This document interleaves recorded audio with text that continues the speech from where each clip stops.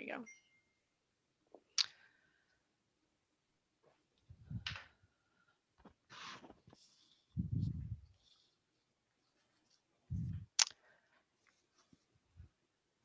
Hello, Catherine. We're seeing you there.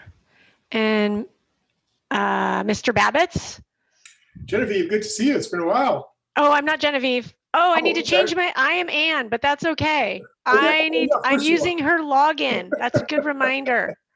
I didn't even look. I just looked at the name. That's funny. That's hilarious. Let me. The pictures are so small you can't see. Right.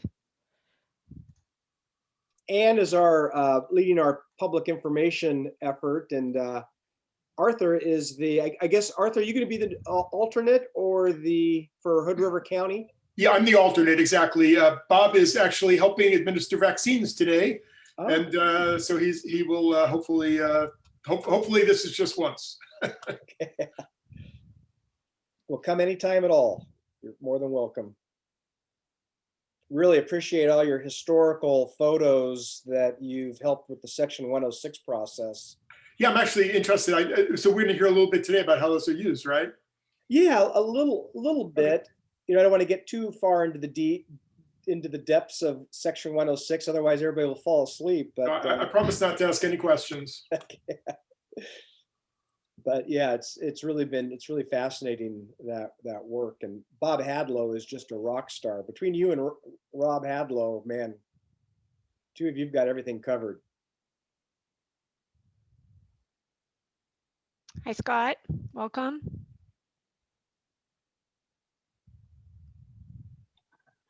Afternoon. Can you hear me okay? Yep. Scott's going to help give us part of the presentation.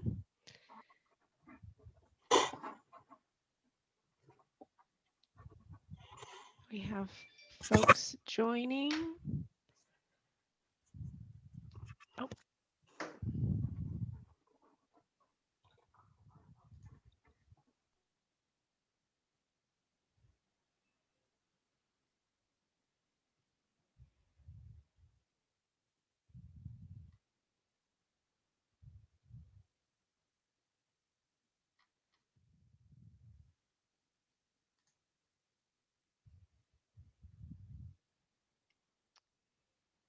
We'll get started in just a few minutes here. I'm managing the waiting room here, and we got folks still joining, so we have a little bit of time here, so it's okay.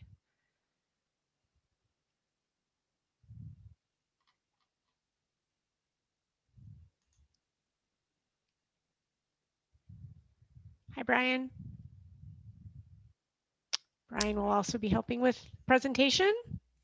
Good afternoon. Good afternoon, everyone. Ryan.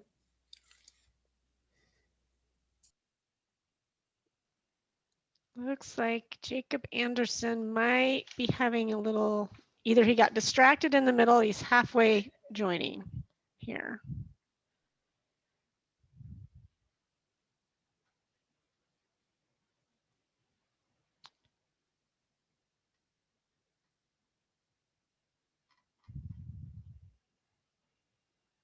Okay, we have 14 folks who have joined, 15 now. I'm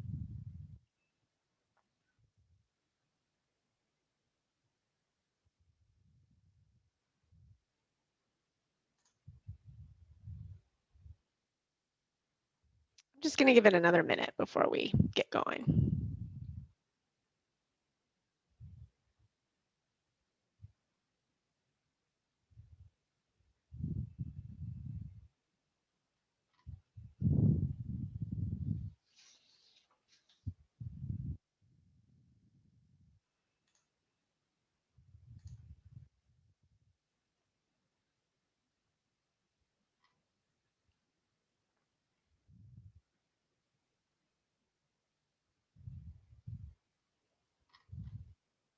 Hello. Hi there, Mr. Everett. Hey, John. Hello, Mr. McElwee. I think we're doing pretty well here. I think we will go ahead and get started. We'll go through some of the logistics and let people continue joining here. Of course, I'm letting people into the waiting room and doing logistics at the same time. I need to have a buddy, I think. You're doing great, Ann. All righty. Well, hi, everyone. Welcome to meeting number 6 of the working group. Before I sent out an agenda, I did a reminder here today. Look, it's really great to see such a great participation here today. We're coming to the end of our process. This, we think, is our second to last meeting, as if the current plan goes, and we'll have one more at the end of the year. But let me go ahead and just kind of walk through what we're doing together and do a few little Zoom reminders. And I'm going to go ahead and share my screen.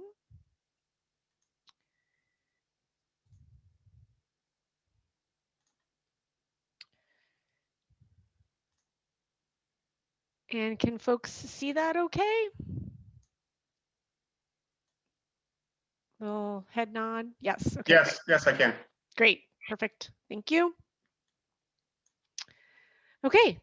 Well, I am Ann Presentine. I'm the facilitator for this group. And so I'm going to make sure that we just sort of follow the agenda. And I've been helping the team for a while now. We've been at this for a little while, which is great. We're getting towards the end of this, which was, everyone knew that this was a necessary step in order to getting to the step that folks really want to see, which is a new bridge. So let's just do a few reminders for Zoom because, just in case someone's forgotten a little bit of Zoom etiquette. It's always good to be muted when you are not talking. It can reduce background noise. You can ask questions by raising a virtual hand, and then you can unmute yourself after I call on you. You can also use the chat box to write questions. And Kevin, I think I'll rely on you for a little bit of assistance with the chat there. If you have to drop off and join in a different way via phone, perfectly okay. Just use the same link to get back on. And just for a note, the meeting is being recorded, and later we'll be able to put the recording online. This is what's on our agenda today. I'm doing the welcome.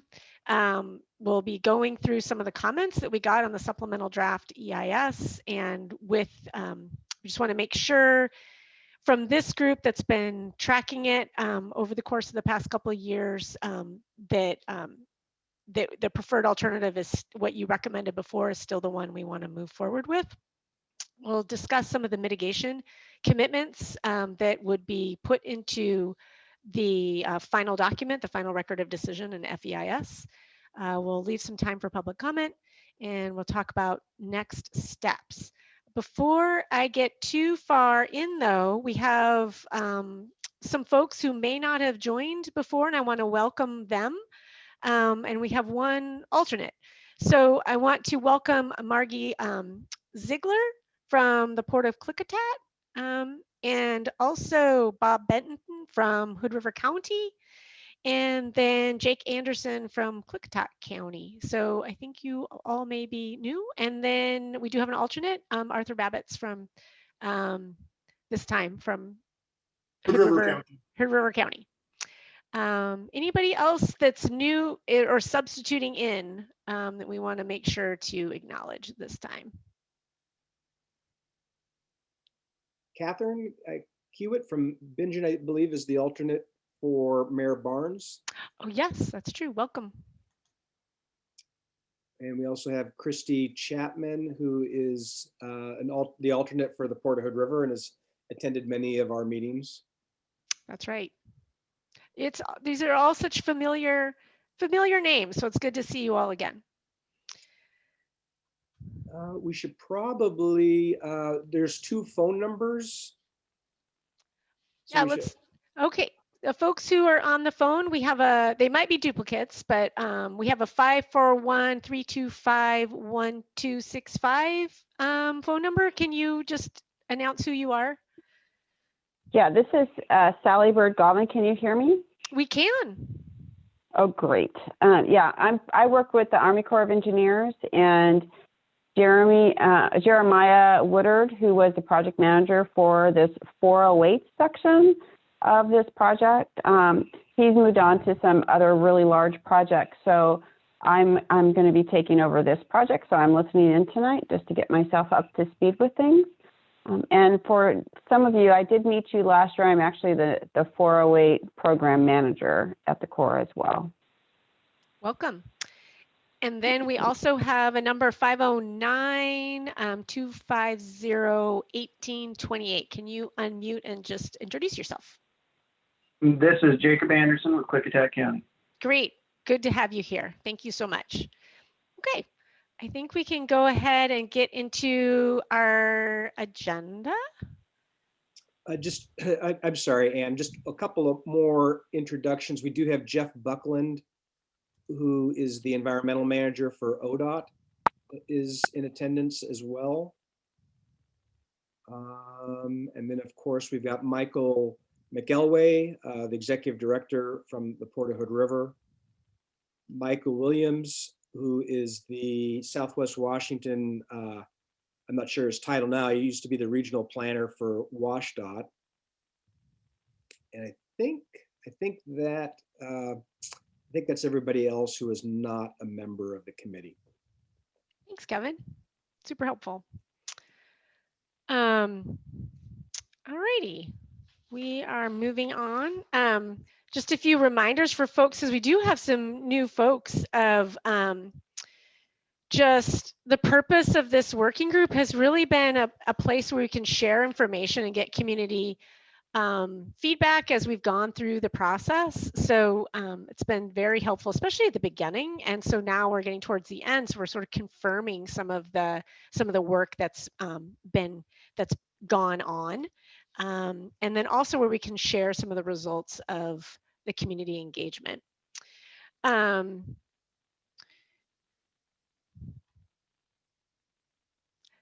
Before we get too far, there was a meeting summary that I sent out a link to from our September 2020 meeting. Did anyone have any questions related to that or any corrections before we just call it final?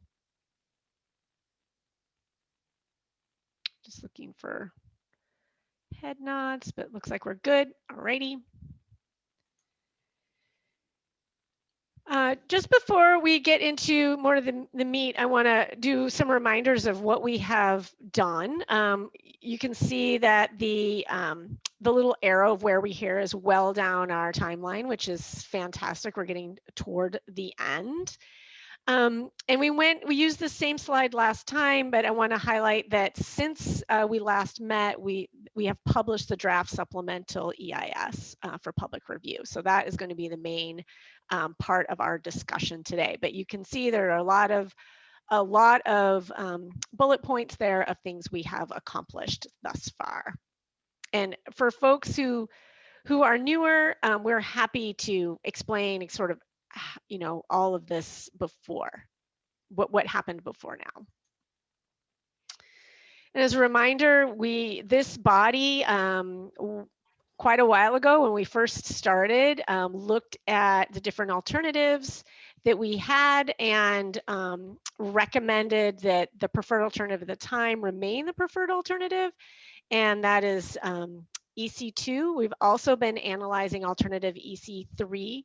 Just to remind folks that there was an EC1 that was removed through this process that we've been undergoing, as there was additional technical analysis that was going on, and determined that the connections to dock grade road were really difficult, and that it really was not going to be an alternative that was feasible to carry forward. And so then what is moving forward is just these two alternatives.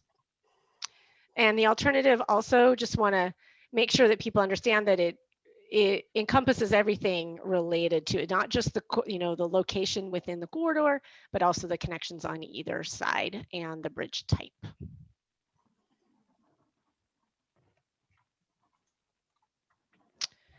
So anything else to add there from Kevin or from Scott or Brian, who have been working on the technical process before we move into what we heard? No, seeing head nod. Okay. So what we're going to do is I'm going to turn this over to Scott Polson, who is from WSP and is on the team that's been analyzing some of the environmental impacts associated with the different alternatives. Scott, I'm going to turn it over to you.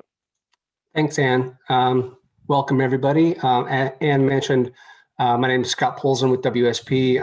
I'm the environmental task lead for the project, and I'll be covering some of the outcomes of our public comment period on the supplemental draft EIS. One thing to note regarding the alternatives, the two alternatives that Ann discussed are the two build alternatives that we analyzed. There was also the no build alternative that was analyzed as well, just to clarify. So the slide right here, our comment period started with the notice of the comment period in the Federal Register on November 20th. Is a 45-day comment period that ended on January 4th, 2021. On December 3rd, we held a virtual public hearing, and we had a decent attendance at that, and we'll get into some of the comments that we received. But on this slide, we just wanted to highlight the many different notification techniques that we use to help get the word out about the supplemental draft EIS being released, that we were seeking public comment opportunities, and that the virtual public hearing would be held. You'll notice several of our notifications were done in both English and Spanish. So there was a concerted effort to reach the Spanish-speaking community, and we included social media posts, radio shows, website content, etc. So you can see all those variety of forms that we used. Slide, Ann. So just at a very high level, I believe that's a photo screen capture of Kevin during the public hearing. It went very well, I thought. We had throughout the 45-day public comment period, we had over 150 total submittals. There was about 250 total comments. Some submittals had more than one comment within them. And you can see the distribution of how we received those comments. We were taking voicemails. They could email a project email box. You could send it in via regular US Postal Service. We had an online comment form attached to the project page. And then, of course, you could attend the public hearing and give testimony. And at the hearing, we had one person that was willing to provide comment out of the 29 that were in attendance. Next slide. So this is just a slide showing the breakdown of the number of submittals and the number of comments that we received, both from agencies and the general public. One thing to note is that because this is a supplemental draft EIS, we will be addressing the comments that were received on the 2003 draft EIS, as well as the supplemental draft EIS when we address the comments in the final EIS. So wanted to just show, back in 2003, we had 12 submittals and 23 comments. And now this time around, we had 157 submittals and 235 comments. So 10-fold increase in the number of comments. So that's great. So we have a total of 258 comments that we will be responding to in the final EIS. Next slide, please. So comment themes. The preferred alternative, EC2, received the most support of all three alternatives, being the three alternatives being EC2, EC3, and the no build. The top 5 comment themes, we try to categorize the comments by a common theme. And the number one theme by and far was the shared use path.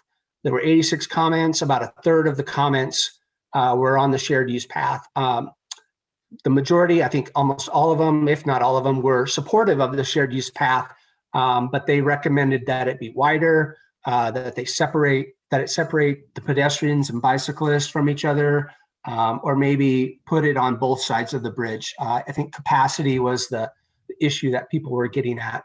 The shared use path garnered a lot of attention. There was a blogger in the Portland metro area that wrote about the project, and it solicited a number of comments that follow that blogger. So good comments on the shared use path. Then the next four you can see there, we just categorized the next one as the miscellaneous design features. This was not associated with the shared use path or the aesthetics, the visual look of the bridge, but more of the design features of the bridge, like will there be wind protection, what are the speed limits, and so forth. Next, there was clearly a drive by a labor union to get their members to write in and support the use of union labor during the construction of the bridge. Bridge aesthetics was the fourth most popular theme, and this was getting to the look of the bridge, how it fits in with the scenic area. And then tolling was the fifth one, about 14 comments, 5% of our total. So next slide. And then this is just a real quick overview of the other themes that we found. There were four others that hit the double digits in as far as number of comments. There was just general project support where people were saying, just build it already. We're excited about a new bridge. There was a process timeline theme, which was really, public was really asking about when it's going to happen.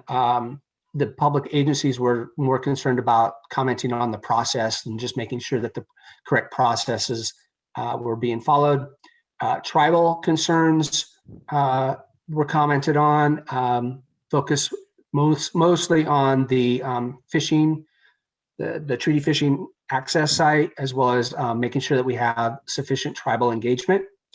And then water quality, just the effects of stormwater on the river.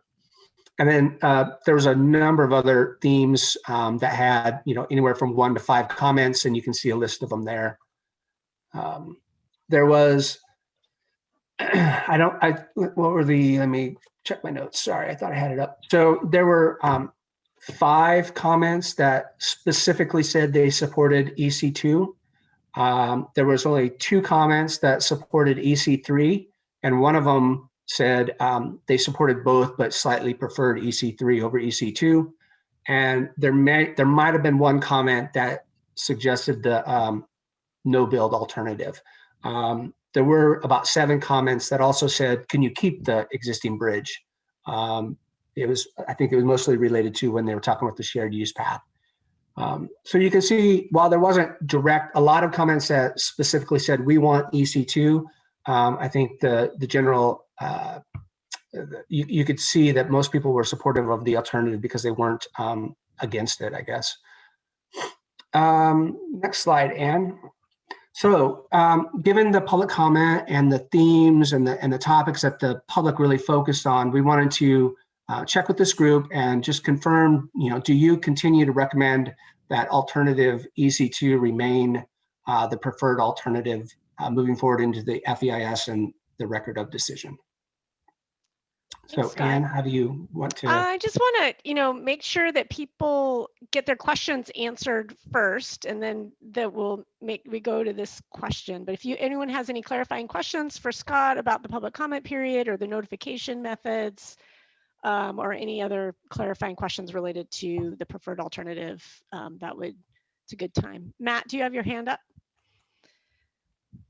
Go ahead. Yes, thank you. 2 observations. One is it was helpful to see the 2003 to current sort of comment matrix. I think it really speaks to several things in my mind. One, sort of better methods of reaching out to people, but also I think just let's say, demand for moving forward. And so I think, I see that as an expression of interest. And then it's linked to my second observation.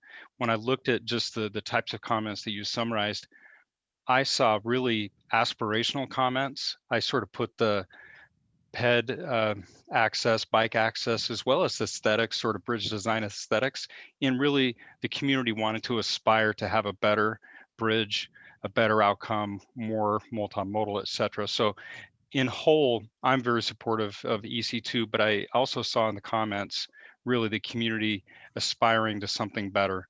And I think that's a very strong signal for us as a group moving forward. Thank you very much, Matt.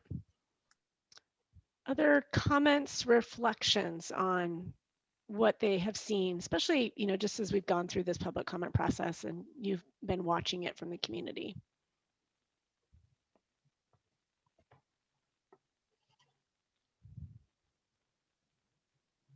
Okay, not seeing any hands.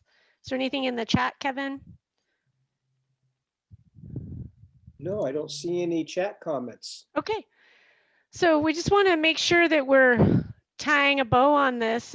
Given public comment, do you continue to recommend that alternative EC2 remain the preferred alternative? And we can just go ahead and do little thumbs up. You can do a little clap if you want to, do it as an emoji type of thing, which you can do by, I think there might be a reaction thing that you can do. My screen looks a little bit different right now. And let's see. John Everett is an expert in using the thumbs up emoji. All right, we see it from Marla and Catherine. Great. You can also just do this if you're ready to move along. Thank you, Jake and Lori. All right, it looks like, and Christy, great. Thank you so much. Oh, that is absolutely wonderful. Here. All right, well, I'm going to say, is anyone have any additional questions or concerns before we, as we move ahead to the next part of the presentation? Looks like John's got a question. Thank you, Kevin. John. I don't have a question. I'm trying to remove my hand. Okay, that's all right. That's okay, because I think we all have had that, and plus we're all very familiar with the Zoom room these days, but sometimes you just got to make it a little more fun. And welcome, Kate McBride. Okay. All right, I am going to move us along. Now we're going to move on to Brian, who's going to, also part of the technical team. I'll let him introduce himself. But we're going to talk about some of the mitigation commitments. Brian. Yeah, thanks, Anne. Good afternoon or evening, everyone. This is Brian Carrico. I work with WSP, and I've been involved in the project really since this phase started, focusing more on the permitting aspects of it, but moving into the environmental review. So this section or this topic, we're going to dig a little bit deeper into the EIS and talk about some of the mitigation commitments that were identified in the draft supplemental EIS. One thing I wanted to note is that there's a handful of these, but there's many more mitigation measures identified in the draft EIS, but they're not really procedural items or items that require much input. They're pretty well defined, like, when you're driving piles in the river, make sure you use a bubble curtain or things like that. And so here we really want to talk about items that have ongoing commitments to essentially additional process that could lead to how the project's implemented. So, so I'm going to outline those and then move into kind of discussion and input from the group. But before I summarize them, I'm gonna tell you what the question is that we're going to ask you, so you can keep that in mind as you hear these, because my plan was to go through them all and then talk about them. So the question is, given your local knowledge, what engagement processes would be best suited to meet the mitigation commitments? Who should be involved? What should be considered for the mitigation plan for the loss of the bridge, a historic resource? So we're really looking to obtain some specific ideas from you to include in the mitigation commitments. That's going to be part of the record of decision for the project in the EIS. So maybe I'll pause there real quick and see if anybody has any questions about that before I cover the specific items.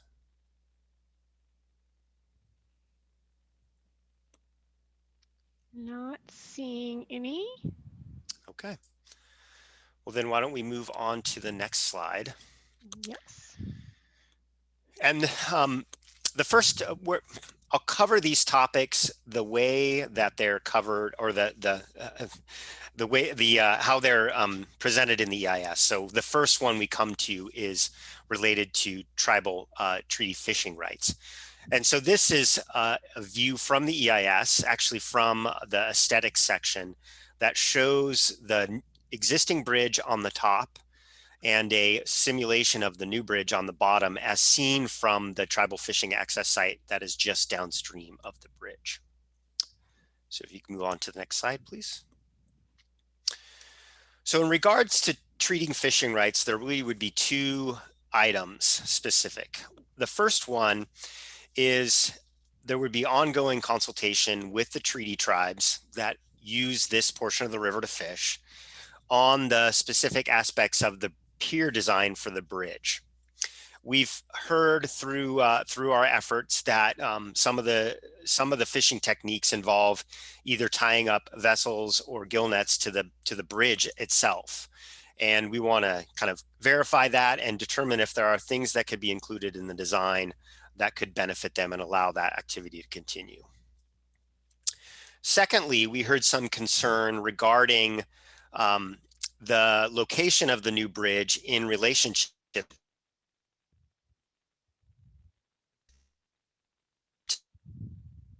the bridge is getting closer to that site. There was some concern that there'll be better access or easier access to that.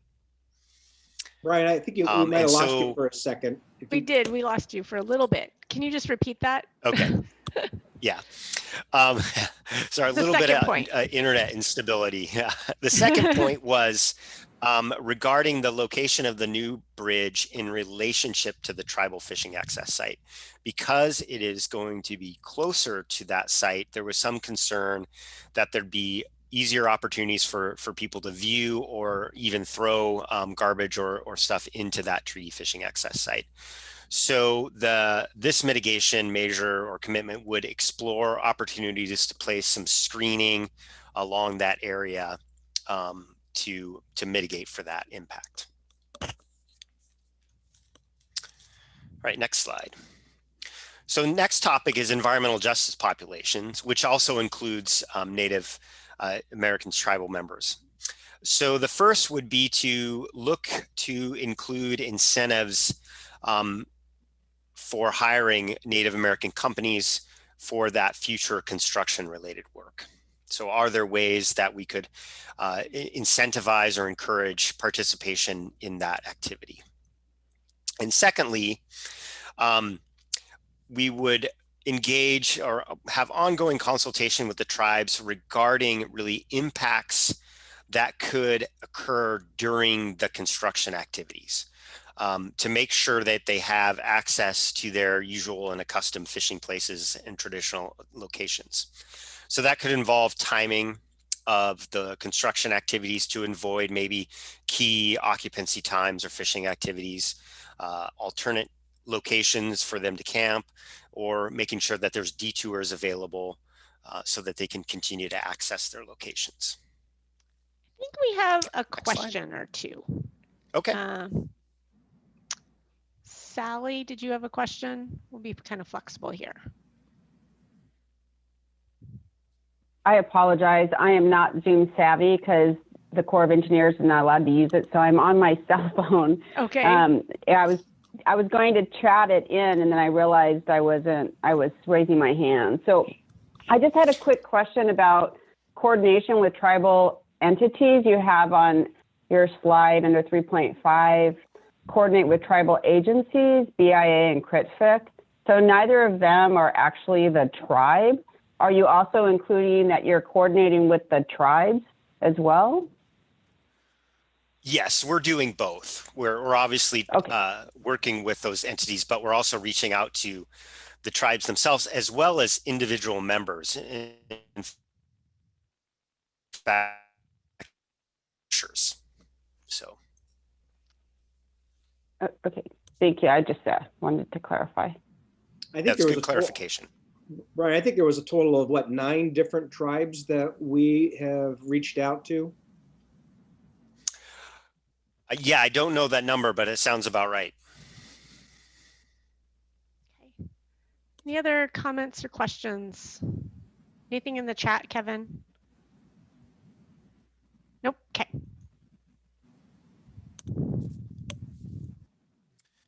So still on environmental justice, the next couple slides really deal with tolling And so I think everybody's aware that there's been quite a bit of concern from some people about the impacts of tolling. And so really this series of mitigation is to address those impacts. And so it would involve developing a kind of a public engagement program and evaluation to assess strategies that could be used to mitigate those undue burdens from tolls. And so and those burdens are really seen from increased toll rates as well as going to all electric toll collection system. The first one being obviously increased costs, and the second is not everybody has access to credit or other opportunities where they can use that all electronic toll collection system. So how would we mitigate for that? So these would result in the development of recommendations to the tolling authority, whoever that may be in the future if the port doesn't continue to own that bridge. So you can move on to the next one.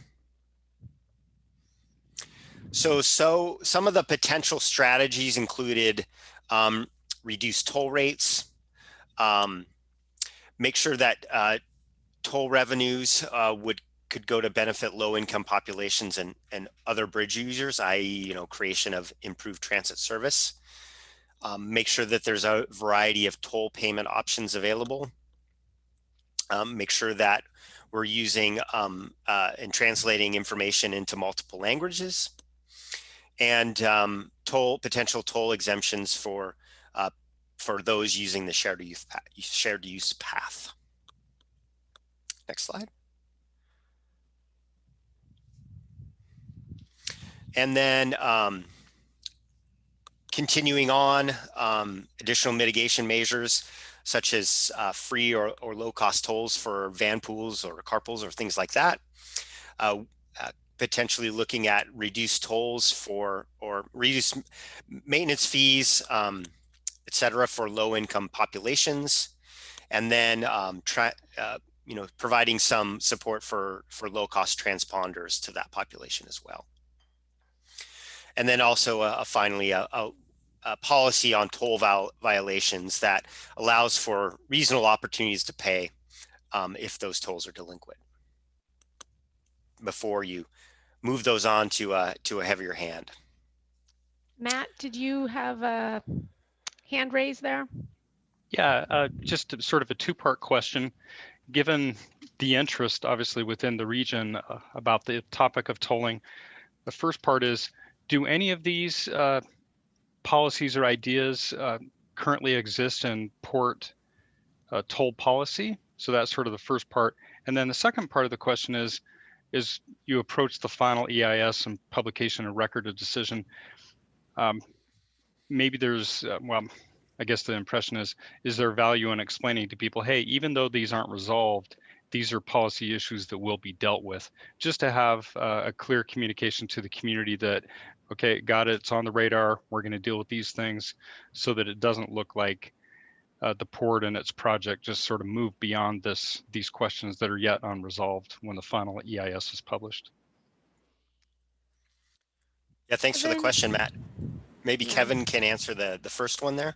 Yeah, well, let me start with the second one first. So one of the tasks that the post-NEPA phase will include is a traffic and revenue policy discussion. So the traffic and revenue studies are a key studies, and there's different phases of those studies to really determine what the revenue potential could be with tolls. But really, before you even start that process, there needs to be a public discussion on what the toll policies will be.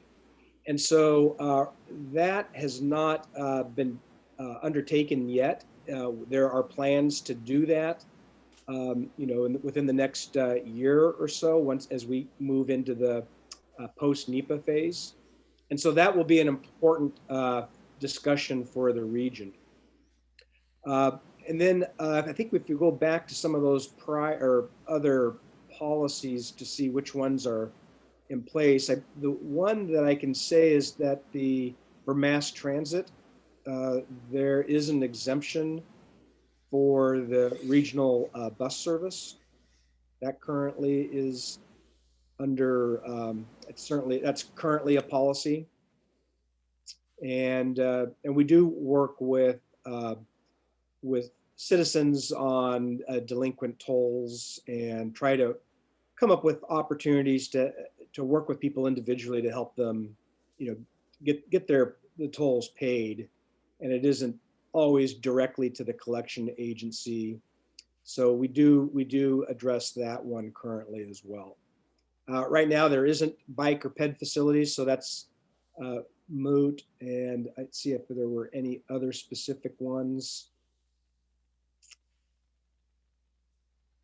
Obviously, with the variety of toll payment options with the transponder currently, there is a reduction. And we do try to, whenever there's a push for renewals of transponders or anything related to the bridge from a maintenance perspective, we do send translation versions, Spanish versions of information. And I don't, Michael, is there any, I'm addressing Michael McElway if there's anything else, but I think that covers it. Yeah, thank you. I think we would all agree your proactive nature, what you've already done, and then just knowing that this is such an important topic for the community. I think just that linkage between the EIS document itself, which is sort of obscure and makes commitments, and then sort of like the next phase of work. It's just such an important thing. And I know you're doing a great job. So it's just, I think, reinforcing that as you take the next steps. Thank you. I see there was a question in the chat. Kevin, can you read that out for me? Absolutely. So the comment is, I noticed that the mitigation solutions are very specific in some areas like fish migration, but the environmental justice portion seems to be recommendations. Is there a way to clarify in the EIS that the mitigation recommendations in this area will be done? And maybe a follow-up is how do we affirm that they will be done? And that was from Councillor Kiewit from Bingen. So hopefully I got that right. Yeah, that's a good question, and I probably won't do the best job of answering it. I think for I think the impacts are a little bit less known and less direct. We don't know the individual people, et cetera, that just does it. And also it's future decisions on tolling and how that's implemented that will need to be made either by the port if they continue to own the bridge, or whatever authority that will be responsible for it. And so it allows, I think the EIS does set up the commitment to have a process and review those items, but it's too premature to commit to a specific action considering the unknowns about the bridge ownership operations and tolls. So I don't know, Kevin, if you have any additional thoughts for that, or. I think that's about right. I mean, the tolling question is certainly lurking out there, but until we have firmer costs on the project and more in-depth traffic and revenue studies and some feeling of what the grants and appropriations for the project will be, it's really tough to know what those tolls will be. So, really that's one of the things as we move into the post-NEPA phase that we will be starting to explore. And certainly as the engineering becomes more and more concrete, that will also help in developing those financial models. But at this point, we simply don't know what the tolls are going to be at this point. But I appreciate the comment, and I think as we complete the FEIS and the ROD, I think we want to make sure we look at the language carefully to make sure it's clear what that commitment is. And that's the reason for asking you the questions as well. So thank you. All right, now we'll move on to, unless there's other questions, I'll take a quick pause.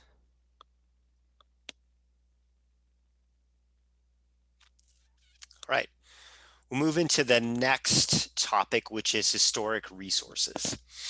So this is just a quick summary slide. The graphic is from the EIS itself.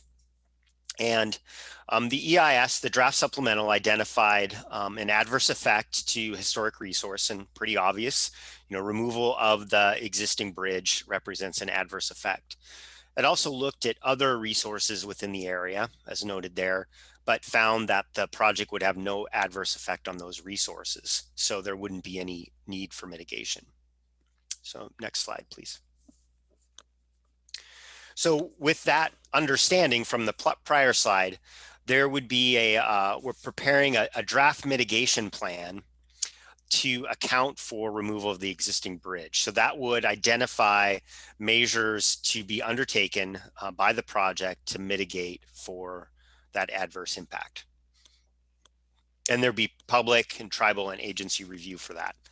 The mitigation plan would also, if there are we're still exploring archaeological resources within the project area and haven't made a final determination on whether there'd be adverse impacts to archaeological resources. If that effort does find an adverse impact, then mitigation for those adverse impacts would also be added to that mitigation plan. And that mitigation plan would actually be it's being developed, and then it would be finalized and become part of essentially the final EIS and the record of decision. So, and it will describe the actions that would be taken by those that sign that agreement. And then we'll move on from historic to aesthetic. Are there any questions about the historic before I move on?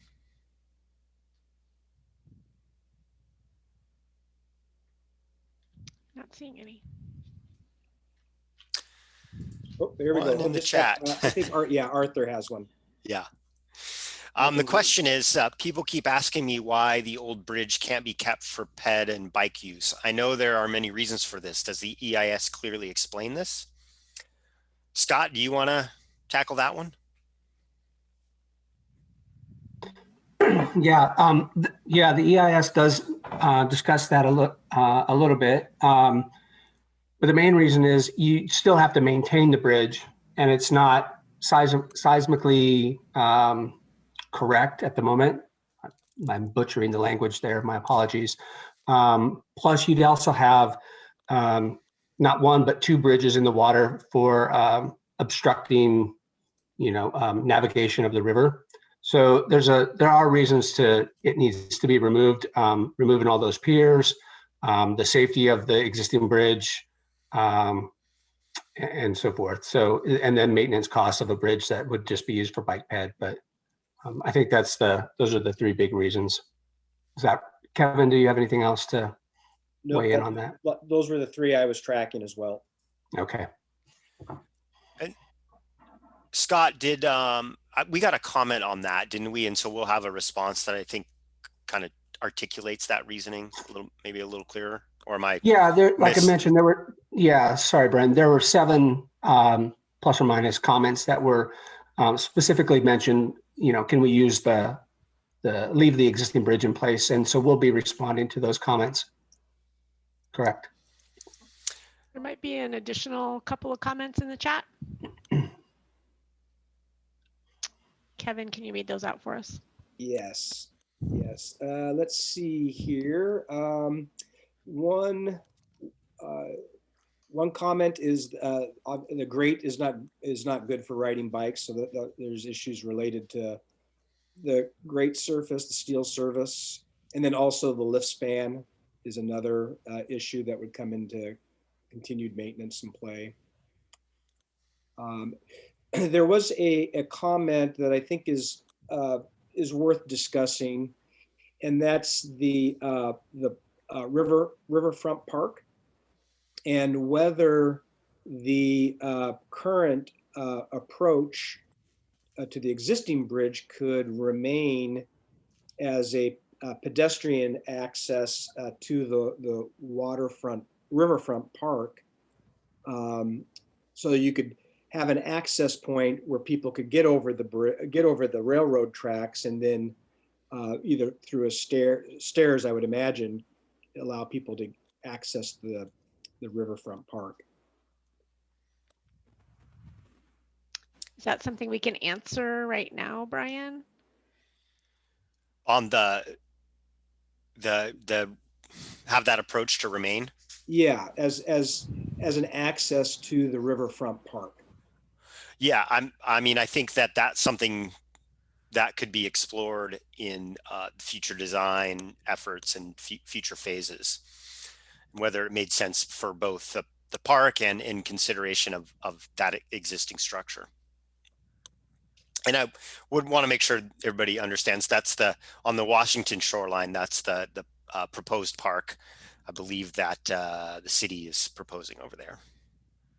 And of course, that is a permitted span with the Burlington Northern Railroad. And so obviously it would need to pass muster with that agency as well. Let's see, somebody noted that their husband went across on a bike and as a kid, and the tires ended up being popped. So not a good solution. There's also a comment about the lift span, and yeah, you would have to maintain the lift span, and that's a considerable expense, I think, of the existing bridge. It's complicated and requires ongoing maintenance, repairs, and monthly, I think, raising and lowering it. So that's another reason you wouldn't want to keep the existing bridge. I think that's it on the comments. Thanks. We want to move on to the aesthetics. And yeah, so the next item is aesthetic concepts or aesthetic visual impacts. And this slide it shows kind of the three different aesthetic concepts that were identified as a potential design elements for the existing bridge.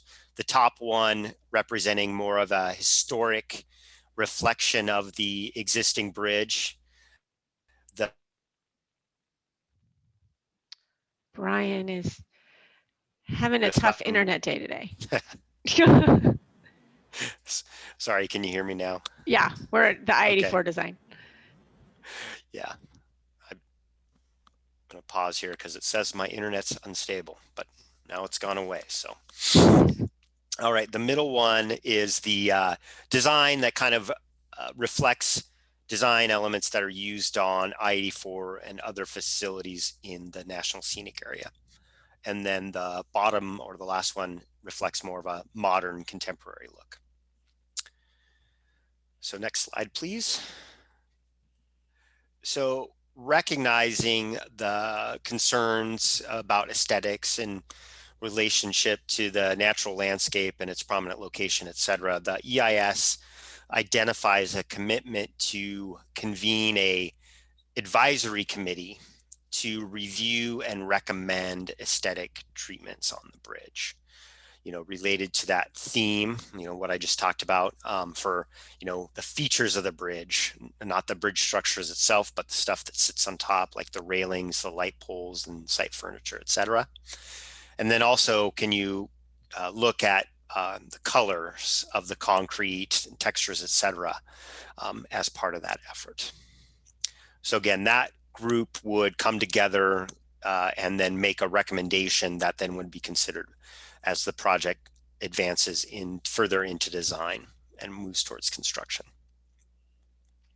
And the key is, I think, that would be an open and transparent process for everyone. All right, so that is the last topic. So again, the questions are, given your local knowledge, what engagement processes are best suited for those mitigation commitments? Do you have feedback on who and how they should be involved? Should they be involved? And specifically to the bridge, any thoughts on the mitigation plan for removal of the existing bridge? Let's tackle the first one first, kind of take them as two chunks, and given your local knowledge, what engagement processes are best suited to meet the mitigation commitment. So this is really the things, the processes to move ahead. And I think I saw that Matt perhaps had a comment or a question.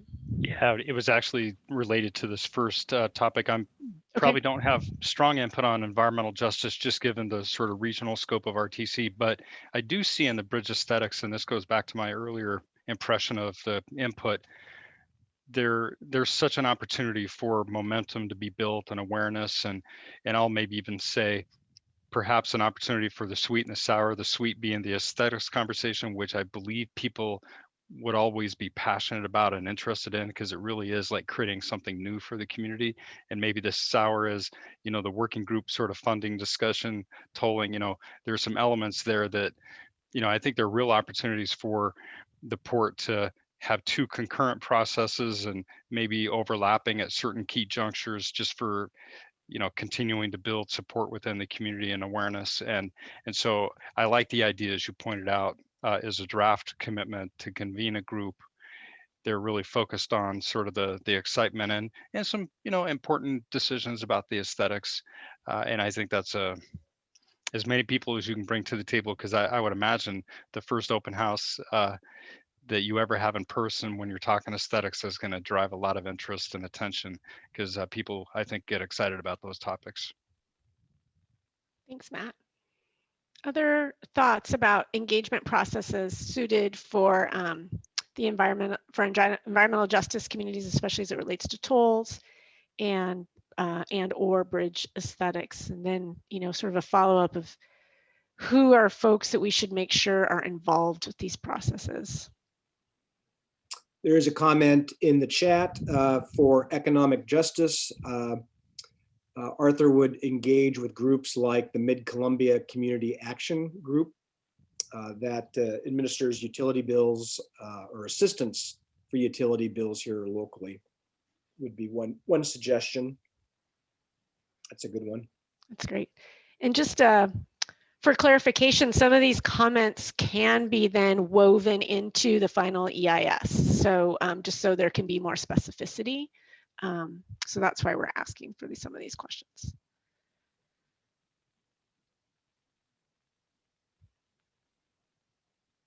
Thanks for the comment about, you know, one of those key groups to be involved in, especially some for supporting environmental justice conversations.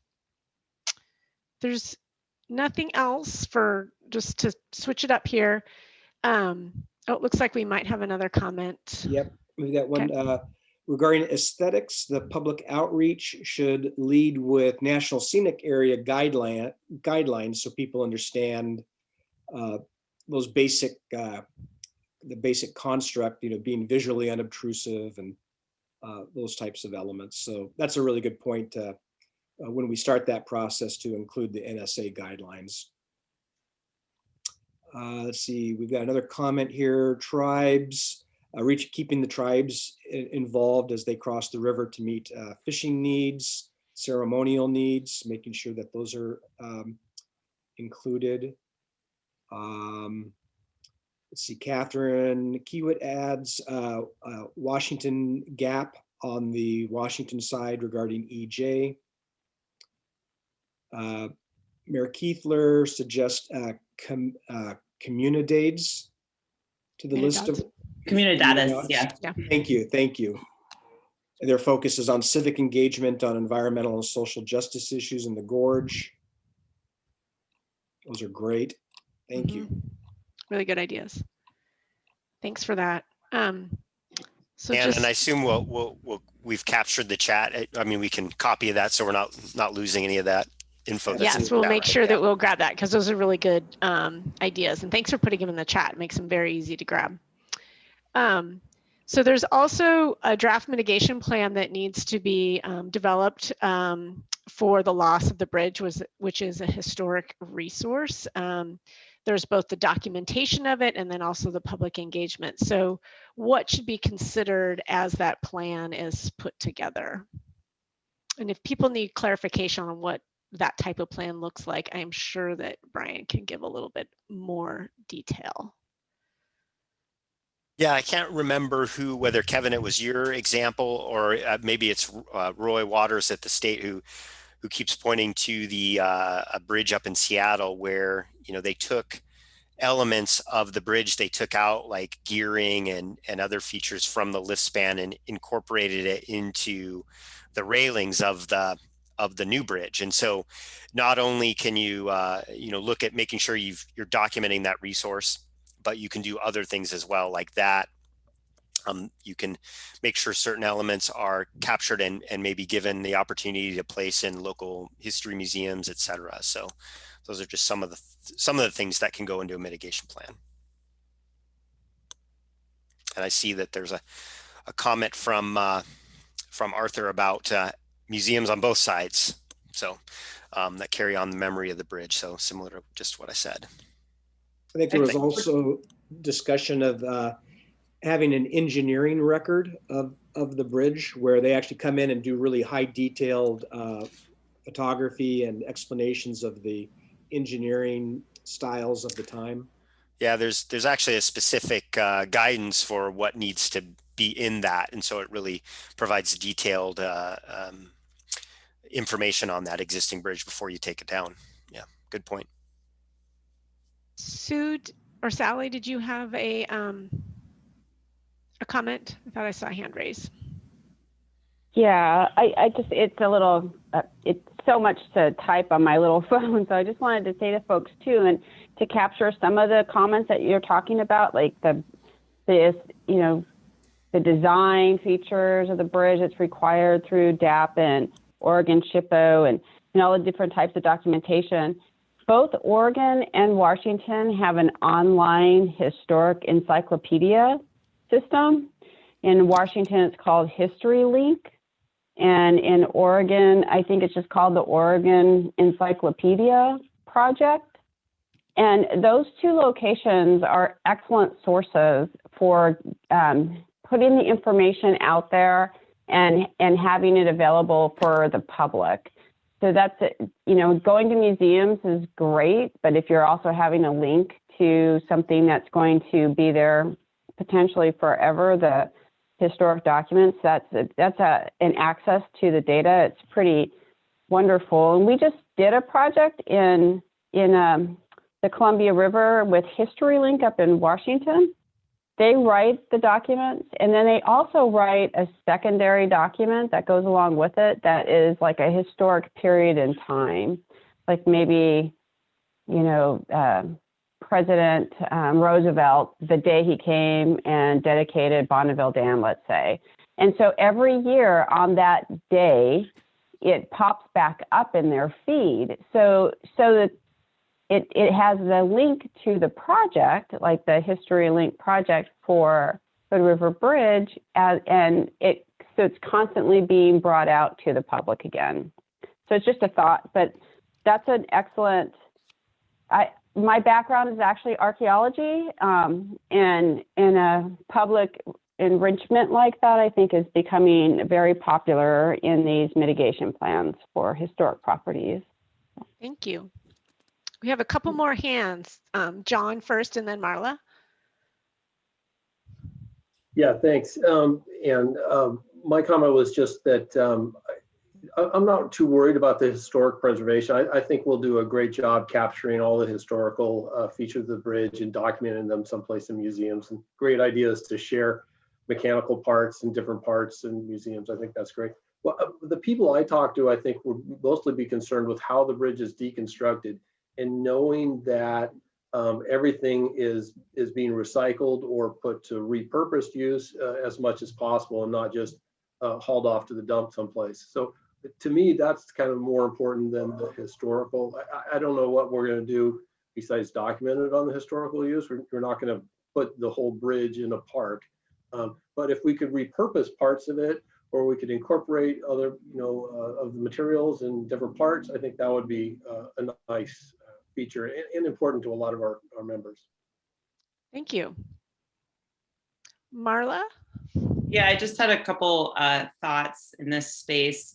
one, and full disclosure, since I represent white salmon, some of this is motivated by that goal of maybe protecting the land side as access to a park. But I do think if it did make sense and it was feasible to keep some of the existing bridge, that in itself provides a moment or opportunity for people to still be able to experience or appreciate that structure. And I would say if that is possible, then it would be nice to be able to realize some informative panels that could be part of that.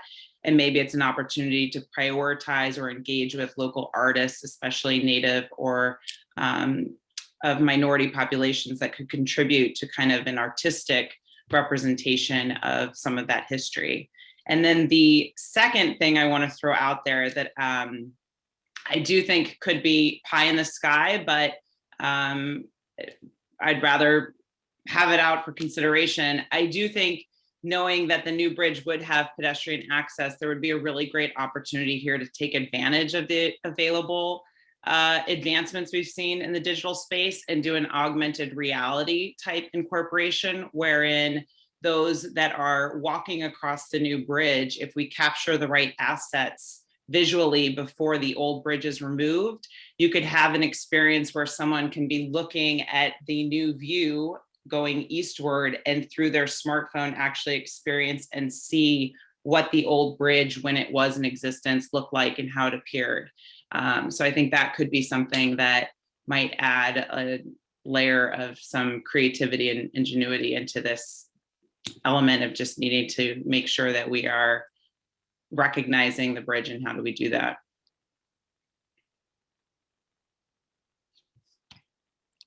Thank you. There's so many different ways that you can honor the past, you know, using new technology. It's kind of amazing to think of all that. That's a great conversation. We just had about 5 more minutes slated for this particular discussion. Any other comments? Christy. Oh, here you go.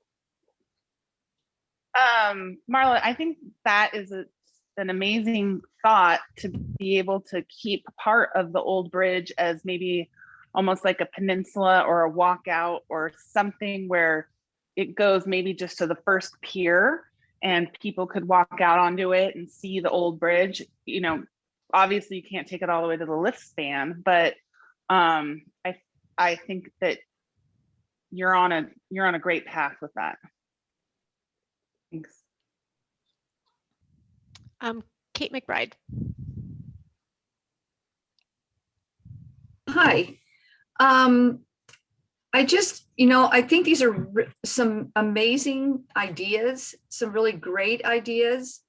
But I'd like to be able to, when we talk about tolls, talk about the cost of all these things. And I want it to look beautiful, and I'm sure it will. But, there is a balance, and some people's feelings that they need to get across the bridge to go to work are their highest priority. And I think we need to weigh the cost of all these things with what, and it may not, if it changes the toll 3 cents, so be it, no big deal. But if it makes, if it's, hundreds of millions of dollars to do this and this and this and this, I just think we need to bring those two conversations together somehow to recognize that there are costs to all these extras. And I don't really want to call them extras because I really think they're necessary, but I think we need to analyze it. Thank you. Christy Chapman, did you have another comment? Oh no, I just don't know how to undo my hand. Eventually, I think it goes down. All righty. There are a couple comments in the chat. Oh yeah, go ahead. Can you verbalize those? Here? Sure. So just a comment about the recycle value of the steel that was mentioned. The local museums have active online outreach as well. The incorporating a mural on the Washington side would help with litter and cultural history, and maybe on the privacy for the fishing site. So instead of just having a wall there or a fence, maybe have a mural there. The new bridge is mitigation for the old bridge. So having interpretive signs would make a lot of sense. And I think, let's see, we have museums on both sides of the river, which will carry on the memory of the bridge. So just ensure that they are funded so that they can do that properly. So I think that summarizes the other comments. Hopefully I didn't miss anything in there. Thank you, Kevin. We'll make sure we grab all these. This is excellent. Anything else before we move on to, well, the next thing actually is leaving space for public comment. I know I've been flexible about letting folks get their questions answered as we've gone, but making sure that any of the committee members who want to talk about our mitigation commitments and continuing on have an opportunity.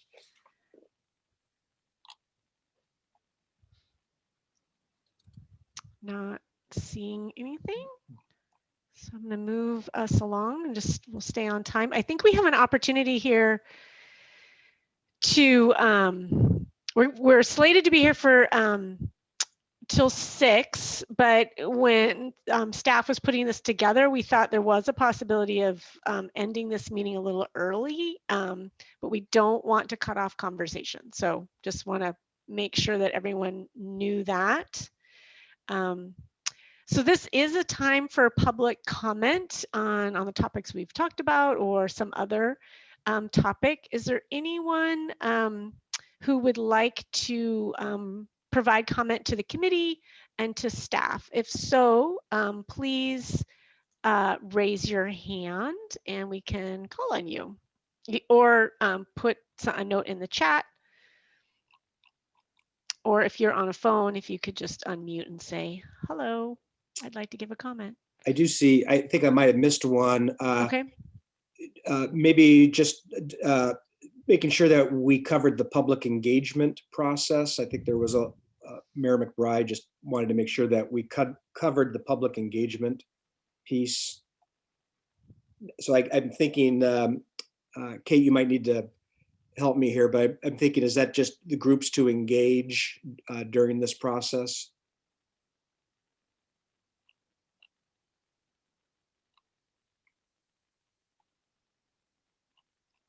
Yeah, okay. So I think we got that one covered. Okay. Anybody who's here would like to give comment to the committee and by extension staff or have questions?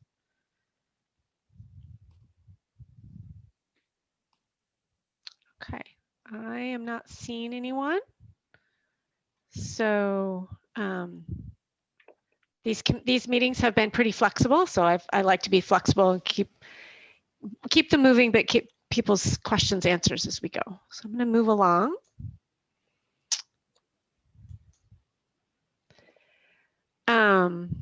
Kevin, we're to you. All right. Well, so my role here is just to kind of talk about the final EIS steps and the post-NEPA steps for this project. So let's go to the next slide. Let's see. So here's the summary of the project schedule. You can see that the supplemental draft was published last fall.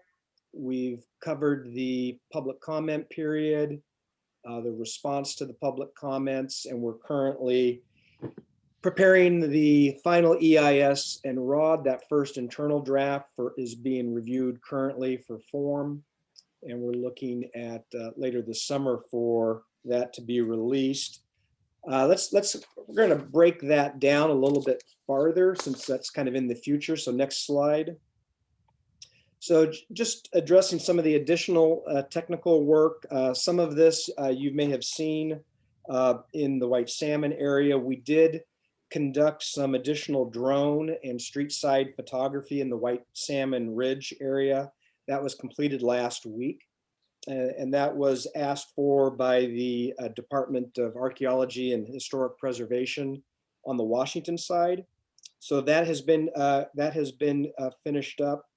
You will see some activity in the river next week. There will be a hydrographic evaluation on the north approach. Both DAP, which is the Historic Preservation Office in Washington, and the Umatilla tribe have asked for riverbed and subsurface hydrography for the north approach. And they're really looking at the area of the original riverbank pre-impoundment shoreline all the way to the current shoreline, just to see if there's any resources on the riverbed. And they actually have technology that will actually go below the surface of the sediment to see if there's anything there that we should be concerned about. So that activity will be taking place March 9th, 10th, and 11th of next week. So if you see activity in the river, they are not building the bridge. You can let people know that, but they are doing data collection for subsurface data collection. They will also be transiting across the river along the EC2 to pick up some additional data points. And once that's done, we should be able to get that historic resource report completed, which is a really important component, big milestone for moving this project along. As mentioned on the tribal consultation, COVID really stopped the consultation in its tracks just about a year ago. And tribal agencies are just beginning to meet with project teams. So we've really made some great progress on that front in the last week or two. A tribal fisher survey has been developed, and that's posted at the Underwood, White Salmon, and the Stanley Rock or Coburg Beach fishing sites. And there's little codes that the fishers can actually put their phone up, and the survey can come up on their phone, and they can respond to it right there.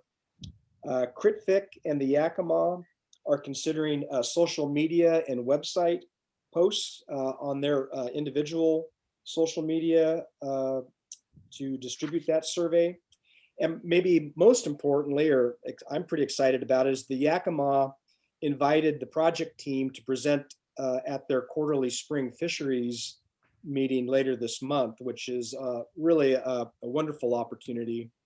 And so I really feel like we're starting to see a groundswell of participation from the tribes that we hadn't seen over the last year. We continue to await for the biological opinion from NOAA Fisheries addressing the Endangered Species Act policies. That was submitted after numerous meetings with biological resource agencies. So hopefully that will go smoothly. Risks still exist in evaluating the archaeological survey and just making sure that the Section 106 consulting parties are adequately informed about the project history and the impacts. And so we're always very cautious about that. We want to stay on time and budget through the final EIS release. So just moving to that final EIS, like I mentioned, the first internal draft is already being reviewed. And then Federal Highways did agree to an expedited EIS process using something called errata sheets to disclose the changes from the supplemental draft. So that will be a speedier process for the project. And then the bi-state working group activities have been many. We had a really well-received P3 public panel last month that included 2 public P3 proponents and 2 private P3 firms.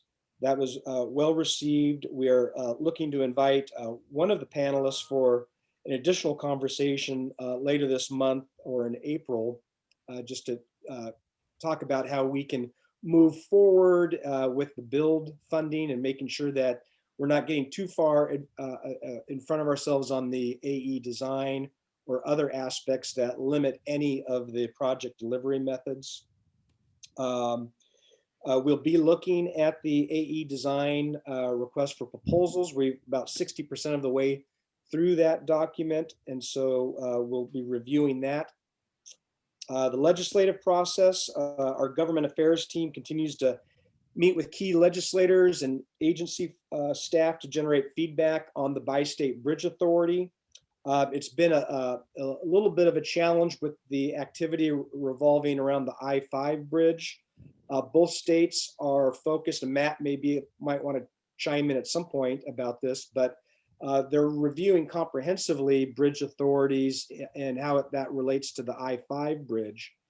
And so even though there's been a little bit of a hesitation about spending a lot of time looking at bridge authorities for the Hood River Bridge, we have gotten a commitment that when we're ready to bring legislation forward in the 22 session, that there will be support for that. And so we are continuing to meet with transportation legislators and ways and means legislators in both states. And we're getting a really good response back for that end goal. Governance, Steve Siegel will be giving the Bi-State Working Group an update on those governance phases for the 22 session and beyond at the next Bi-State Working Group meeting. And then finally, the Port of Hood River Commission conducted a bridge replacement work session last week to review really three main topics related to this effort. One was reviewing the capital maintenance plan on the existing bridge, developing or reviewing a project strategy and a comprehensive project strategy for bridge replacement, and then three, reviewing the project communications. So not only the Port of Hood River Commission is adequately informed, or the Bi-State Working Group, but that each of the Bi-State Working Group boards and councils and commissions feel very comfortable about where we're at any step along the way. So there was consensus from the Port Commission to give that presentation to the Bi-State Working Group as quickly as possible. And so I anticipate that there will be two meetings very close to each other for the Bi-State Working Group to cover that strategy meeting, but then getting into the nuts and bolts in a subsequent meeting to discuss P3 and some of those other issues. So a doodle poll will be forthcoming for those sessions. And then finally, our next, I guess you could actually say our last meeting for the EIS working group is scheduled for fall or early fall of this year. And that will be where we can kind of summarize the final EIS and the record of decision and the Section 106 agreements, and really be able to give all of you a good feel for what the next phases in the bridge replacement are going to be, and to also thank you profusely for your involvement in this NEPA process, which is coming up on 3 years now. So hopefully that wasn't too long, but that's those are the next steps. So if there's any questions or comments, I'd be more than willing to answer them to the best of my ability. I do think there's some in the chat. I can just see the number going up. So there's that, but that was a meaty update there, Kevin, for those of us who haven't been watching or haven't been in all of those meetings. And I just want to call out the historic photo that Arthur's put out. That's pretty cool. It's background. I have not seen, I don't see the photo. I'm sorry, while I was giving that presentation, I wasn't following the chat very closely. Yeah, it's difficult, isn't it? So is that a photo of the opening of the current bridge? That is the opening in 1924, and I'm hoping that we all survive to see this new opening. Nice, nice. I like it. We'll get there, Arthur. Yeah. So, sir, is there folks, or are there things in the chat that we should address, Kevin? Let me just go work my way backwards on that. Looks like there might be about 5 or so. Okay, so let's see. Arthur had the question about the subsurface scan. Yeah, so I think the assumption is that once we get those survey results, to share that with this group, we can absolutely do that. Let's see. Making sure we don't focus too much on as the aesthetics. Aesthetics. Okay, thank you. Until we know which way to go. Absolutely. So I think that's making sure that that we don't get too deep into the AE design so that we can incorporate a public process for the aesthetics and the project delivery approaches, whether it's P3, design build, CMGC. And I think that is the direction that we have received to make sure that we don't go too far to not take advantage of those other opportunities. I think that covers the comments in the chat. Okay. Matt, it looks like Matt had a hand up. Yeah, thank you. I just wanted to acknowledge and say thank you to the port for convening that P3 panel and really all the effort that the working group is taking on. I mean, these are difficult and important and complex issues, and relative to the P3 panel, I watched that. I've directed several RTC staff to watch that because I found that to be almost like a crash course 101 in P3, well constructed, well balanced in terms of the information that's presented. And it's helped me even in some of my engagement with partners of ours in the state legislature.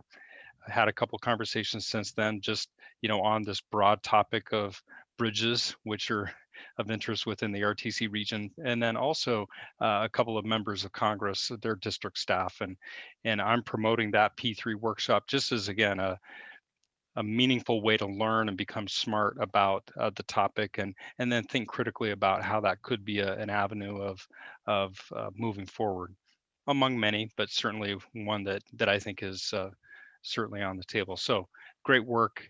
I'm seeing dividends being paid in my work again at the State House, and just, you know, some of our elected officials that ultimately will be involved in the money side of it. Thanks, Matt. Any other questions or comments, especially, you know, on Kevin's update?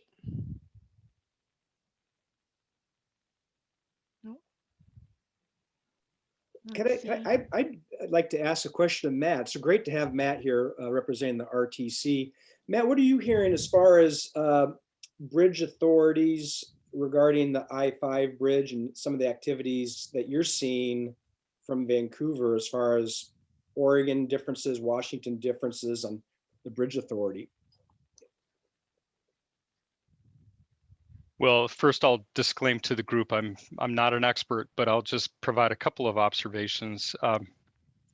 Relative to the I-5 bridge replacement project, a little bit of background history. In 2017, there was a proviso put in Washington law, which was the catalyst for restarting project efforts on the north side.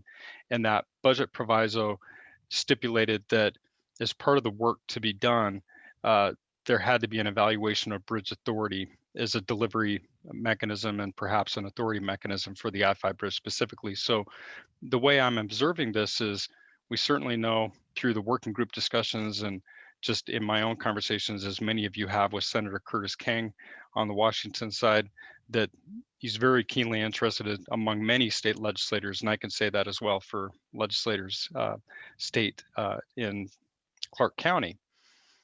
So I see the intersection of the P3 conversation, the bridge authority conversation, even though that may come more directly through the I-5 initially. That's expected to be reported out maybe as early as this fall, or by the end of 2021 for I-5 specifically. And then the state legislative process, and those of you that are not aware, Senator Curtis King has introduced a proposal for new transportation revenue. This is a conversation occurring in the Washington State House, where right now there are 4 proposals for whether it be raising gas tax, carbon tax, and so forth to fund new transportation projects and enhanced maintenance and so forth.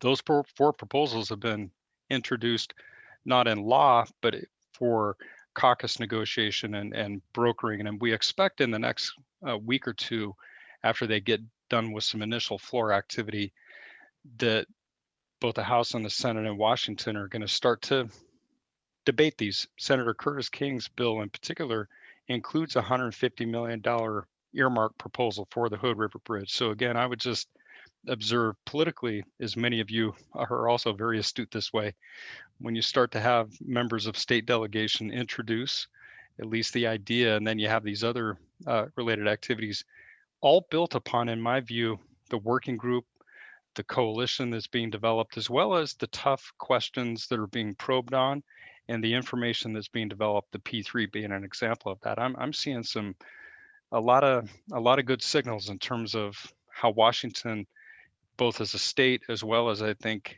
some of the officials that would ultimately have a piece of decision making, are getting smarter. And I think this year is a pivotal point for some of these, at least the phase one of how might we fund that, or how might we approach tackling a project like this. So just a couple of impressions. I hopefully I'm not totally off base, but that's what I'm seeing. Thanks, Matt. Thanks, Matt. Looks like we might have another comment. I went ahead and posted the link to the Port's YouTube channel for the P3 workshop. Frankly, all of the bi-state working group, Port Commission workshops and meetings are included on that YouTube channel. Any other questions or comments for this group?